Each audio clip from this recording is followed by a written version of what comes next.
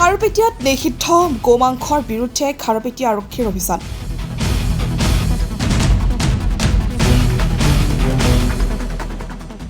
ভাতৰ হোটেলত জব্দ নিষিদ্ধ গোমাংস। খাৰুপেটীয়াৰ বালুগাঁও বজাৰৰ বিভিন্ন হোটেলত অভিযান চলাই কেইবাখন হোটেলৰ পৰা জব্দ কৰে নিষিদ্ধ গোমাংস। দীৰ্ঘদিনৰ পৰাই হোটেলসমূহত চলি আছিল নিষিদ্ধ গোমাংস।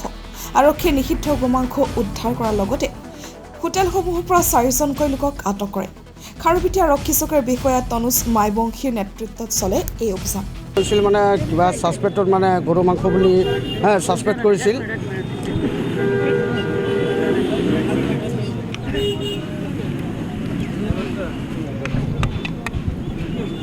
ইয়াত মানে গৰু মাংস বিক্ৰী কৰা বুলি ছাছপেক্ট কৰিছিল। ছাছপেক্ট কৰাৰ পিছত আমাৰ খাৰুপেটীয়া অফিচাৰ আহি কিনে এইবিলাক লৈ গ'ল। মানে ছাছপেক্টৰ হিচাপত মানুহকেইটাও লৈ গৈছে আৰু মানে হেৰিও মাংসকেইটাও লৈ গৈছে। এইটো মানে সোধপোছৰ কাৰণে লৈ গৈছে। মানুহ 4জন লৈ গৈছে। মাংস পাইছে, কিন্তু মানে এইটো গৰু মাংস হয় নে নাই এইটো ছাছপেক্টৰ কাৰণে লৈ গৈছে। এতিয়া যাই কিনে তাত সোধপোছ কৰিব কি হয় এইটো। হয়, তদন্ত হোৱাৰ পিছত কি হয় এইটো পিছত হ'ব। 4টা হোটেল।